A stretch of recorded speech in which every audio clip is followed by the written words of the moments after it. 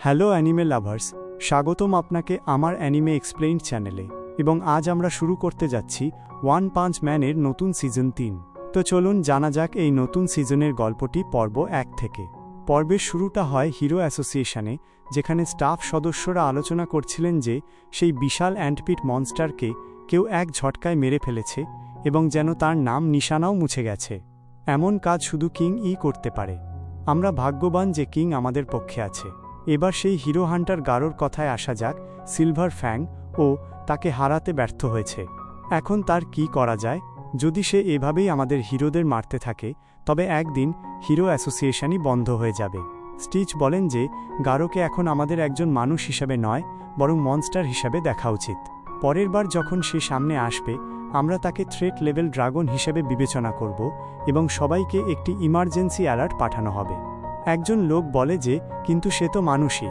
একজন সামান্য মানুষ আমাদের এস র্যাঙ্ক হিরোদের কিভাবে হারাতে পারে? স্টিচ বলেন যে সিলভার ফ্যাং গারোকে হারাতে সক্ষম হয়নি, কিন্তু তবুও সে গারোকে খুব বেশি আহত করেছে।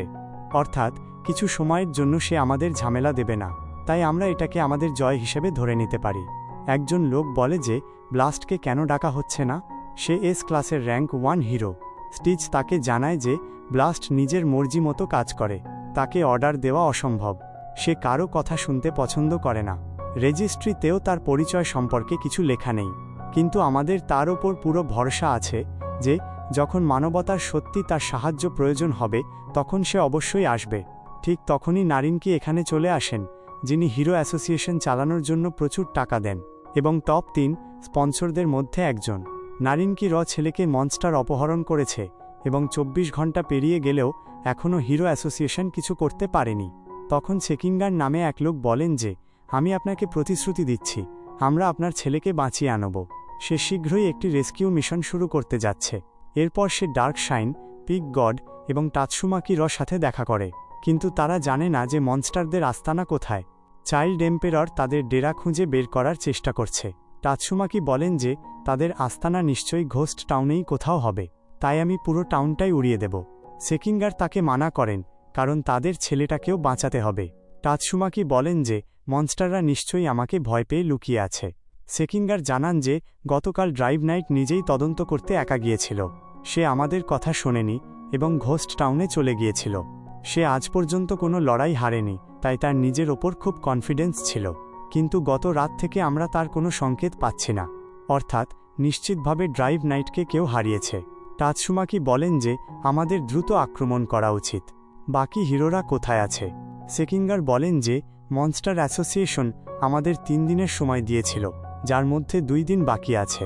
বাকি হিরোরাও মিশনের জন্য চলে আসছে। এরপরে আমরা অ্যাটমিক সামুরাই এবং তার স্টুডেন্টদের দেখি। সেও গতকাল থেকে তদন্তে লেগে আছে, কিন্তু সেও মনস্টার অ্যাসোসিয়েশনের হেডকোয়ার্টার খুঁজে পায়নি। যতক্ষণ তাদের আস্তানা জানা না যাচ্ছে, ততক্ষণ একটু বিশ্রাম নেওয়া উচিত। ঠিক তখনই আমায় মাস্ক এখানে চলে আসে, যে এ ক্লাসের র্যাঙ্ক 1 হিরো।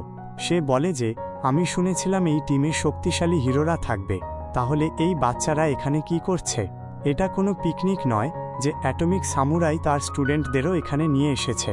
এই লোকেরা মনস্টারদের হাতে সহজেই মারা যাবে, তাতে কোনো সমস্যা নেই। কিন্তু যদি এরাও কিডন্যাপ হয়ে যায় এবং মনস্টাররা এদের সামনে রেখে হামলা করে, তবে অকারণে আমাদের সময় নষ্ট হবে।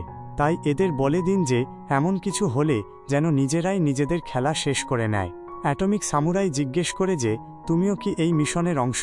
তো আমায় মার্কস বলে যে হ্যাঁ, অবশ্যই। ওই মনস্টারদের কারণে আমার কনসার্ট খারাপ হয়েছে।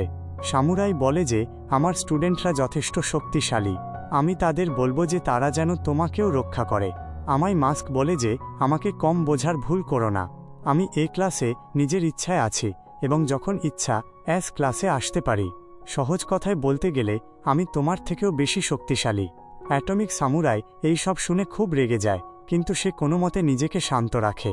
অন্যদিকে আমরা পিউরি প্রিজনারকে দেখি, যাকে এই হিরো মিশনে অন্তর্ভুক্ত করার জন্য মুক্তি দেওয়া হচ্ছিল। পুলিশ অফিসার বলেন যে একটা বিড়ালের মতো মনস্টার ছিল, যে আমাদের জেলের কিছু কয়েদিকে মনস্টারে বদলে দিয়েছিল এবং তাদের নিজের সাথে নিয়ে গিয়েছিল। যে অফিসাররা তাদের থামানোর চেষ্টা করেছিল, তারা নিজের জীবন হারিয়েছে। তুমি একজন হিরো, তাই আমাদের হয়ে প্রতিশোধ অবশ্যই নেবে। পিউরি প্রিজনার বলেন যে আমি তাদের সাথে হিসাব অবশ্যই চুকিয়ে দেব, এবং এই বলে সে এখান থেকে চলে যেতে শুরু করে। তখনই একজন কয়েদি এসে বলে পুই পুই প্রিজনারের জন্য একটি সোয়েটার তৈরি করে, যা পেয়ে প্রিজনার খুব খুশি হন। অন্যদিকে হিরো অ্যাসোসিয়েশনে চাইল্ড এম্পেরর অন্যান্য কর্মীদের বাইরে যেতে বলে এবং গোপনে মেটাল নাইটকে ফোন করে। Metal knight S class rank ও 4 হিরো। চাইল্ড এম্পেরর তাকে বলে যে সে নিশ্চয়ই মনস্টার হেডকোয়ার্টার্সের কথা জানতে পেরেছে, তাহলে কেন সে তাদের বলছে না?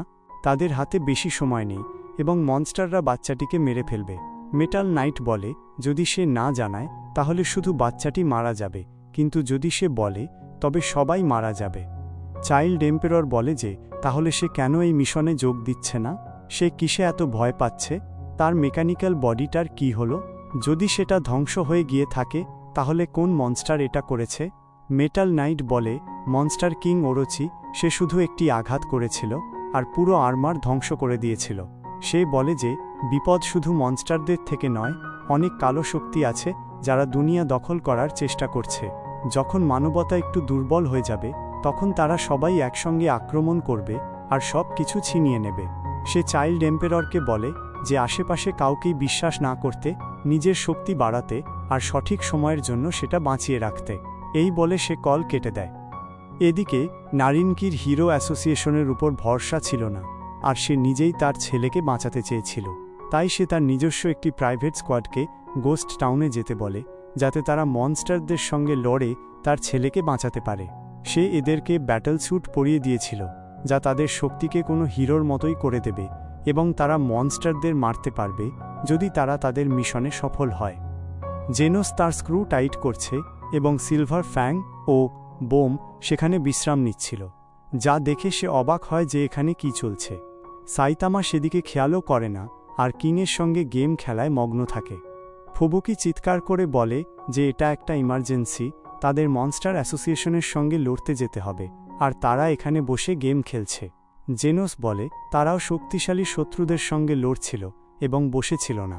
সিলভার ফ্যাং বলে যে সেও সাইতামার সঙ্গে লড়েছে, তাই সাইতামা তাকে এখানে বিশ্রাম নিতে দিয়েছে আর তার পিঠে খুব ব্যথা। বোম বলে যে তার হাঁটুও খারাপ হয়ে গেছে।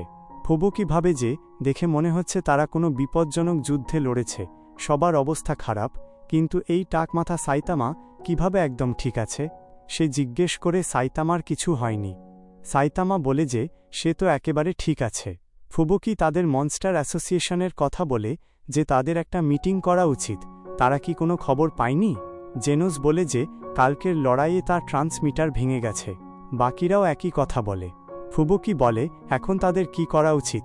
হিরো এবং মনস্টারদের মধ্যে যুদ্ধ শুরু হতে চলেছে। জেনোস বলে তাকে প্রথমে একটু সারিয়ে নিতে হবে।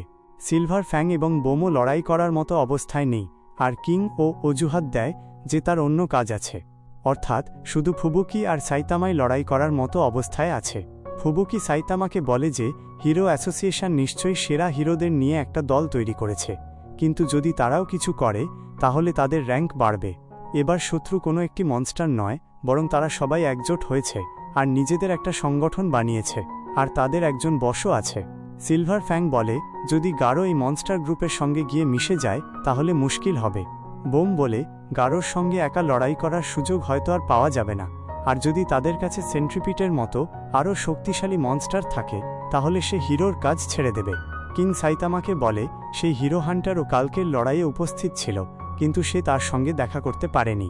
সাইতামা বলে কালকেও সে কিছু হিরোকে মেরেছে, এটা খুবই লজ্জার যে সে তার কাছে পর্যন্ত আসেনি, হয়তো সে টাক মাথা কুস্তিগির তাই। সাইতামা এখন তাড়াতাড়ি তার হিরো কস্টিউম পরে নেয় এবং বলে সে গারোকে খুঁজতে বাইরে যাচ্ছে। সে যখন তাকে খুঁজে পাবে তখন তাকে একটা ঘুষি মারবে আর ফেরার সময় বাঁধাকপিও নিয়ে আসবে। এই বলে সাইতামা এখান থেকে চলে যায়, আর ফুবুকি একা বসে ভাবছিল যে আরও একবার কেউ তার কথা শুনল না। সে তো এখানে কোনো প্ল্যান বানাতে এসেছিল, কিন্তু সাইতামা একাই চলে গেল। অন্যদিকে গারোর মনস্টার অ্যাসোসিয়েশনে জ্ঞান ফেরে। মনস্টাররা তাকে বাঁচিয়ে এখানে নিয়ে এসেছিল। গারো এখন এই ঘর থেকে বাইরে বের হয়। তার বেশি কিছু মনে ছিল না এবং তার সারা শরীরে ব্যথা করছিল। সে একটা বড় হলের দিকে যায়, যেখানে দেখা যায় যে নারিনকির পাঠানো স্কোয়াড ধরা পড়েছে।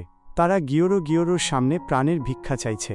এই লোকগুলোকে মেশিন গড G5 ধরেছে, যে মনস্টার অ্যাসোসিয়েশনে যোগ দিতে এসেছিল।